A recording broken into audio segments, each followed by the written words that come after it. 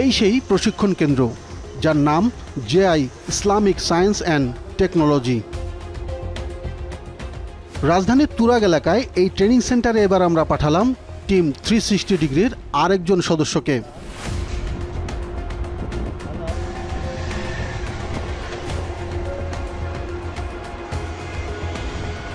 বিদেশে যাওয়ার জন্য ট্রেনিং এর ব্যাপারে আসছিলাম স্যার। জি জি জি, কথা বলবেন। একটা কাজের সার্টিফিকেট লাগে। ও, আপনি সেই কাজের উপর পারদর্শী আছেন কি? আমি কিছু কিছু জানি আর কি। বসুন। এখন জানলে তো এটা সার্টিফিকেট নেই স্যার। প্রথমেই দেখা হলো এই ব্যক্তির সঙ্গে। কথাবার্তা সংক্ষিপ্ত কিন্তু স্পষ্ট। ওখানে অফিসে রুম আছে, বসেন।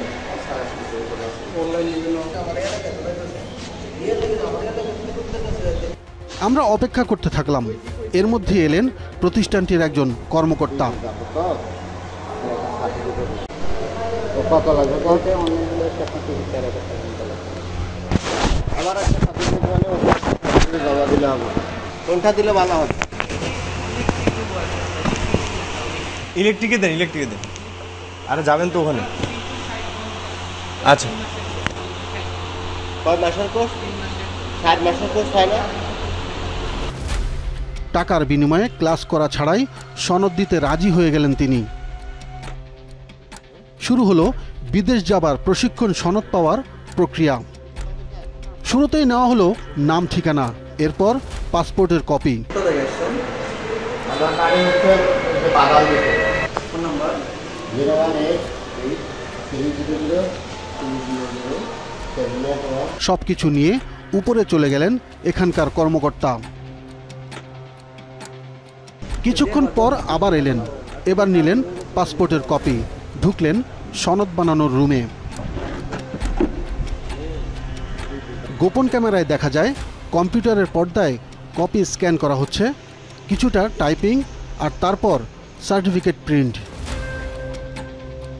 ঘণ্টাখানেক অপেক্ষার পর আমাদের হাতে তুলে দেওয়া হলো 360 ঘন্টার ট্রেনিং সম্পন্ন সনদ। কাজ জানুক আর না জানুক, আমাদের এই সদস্য এখন দক্ষ ইলেকট্রিশিয়ান।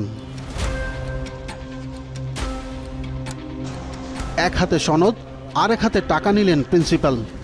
এই সনদ দিয়েই চলে যাওয়া যাবে ইউরোপের যে কোনো দেশে। কোনো প্রশিক্ষণ নেই, শুধু টাকা দিয়েই প্রস্তুত। 5000 টাকা দিলে মিলবে অনলাইনেও।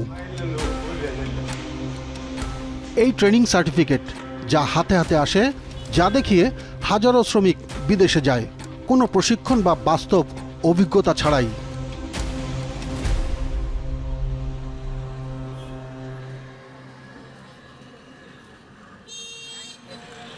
এবার নিজেদের পরিচয়ে হাজির হতে চাই জেআই ইসলামিক ইনস্টিটিউটে।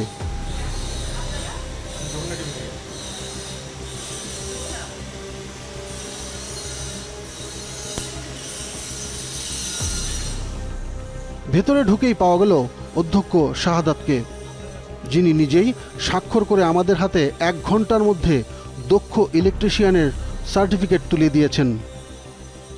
এই সার্টিফিকেট দিয়েছেন আপনি? হ্যাঁ, এটা এরকম একটা সার্টিফিকেট। এটা সাইন করছিলেন?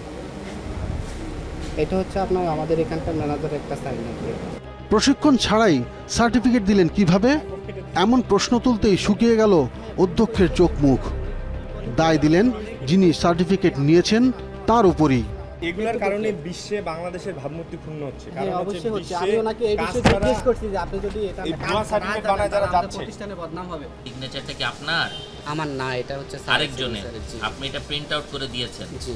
যেহেতু প্রিন্ট আউট করে দিয়েছেন, এই জিনিসটা তো আপনি করতে পারেন না। না, করতে পারেন না। এটা প্রতারণা। জি। হ্যাঁ। সার্টিফিকেট আমাদের আপনি কি সার্টিফিকেট দিতে না, পারেন? যে কাউকে দিতে পারি না আমি, কিন্তু উনি অনেক রিকোয়েস্ট করছে আমারে। উনি রিকোয়েস্ট করলেও কি আপনি পারবেন দিতে? ওইটা দেওয়াটা ভুল হয়েছে আমার, ঠিক আছে। আপনি কি জানেন যে আপনাদের এই ট্রেনিং সেন্টার, আপনাদের যে রিক্রুটিং এজেন্সি, এগুলো সরকার থেকে বন্ধ করতে বলা হয়েছে? সেটা আমি জানি না। এবার তার কাছে জানতে চাইলাম, যিনি সার্টিফিকেট নিয়েছেন তিনি কি আসলে ইলেকট্রিক কাজ জানেন? আমি এখানে একদিনও ট্রেনিং করিনি, এবং যে সার্টিফিকেট আমাকে দিয়েছে আমি বলার পরে ওরা টাকার বিনিময়ে আমাকে দিয়ে দিয়েছে। আপনি এখানে কোনো কাজ জানেন? আমি ইলেকট্রিকের কোনো কাজে জানি না, আমি কোনো কাজে জানি না। আমি টাকা চাইছে, টাকা দিয়েছি, সার্টিফিকেট দিয়ে দিচ্ছি। একদিনে 3 মাসের সার্টিফিকেট পেয়েছি এবং আমি A+ নাম্বার নিয়ে পাশ করেছি।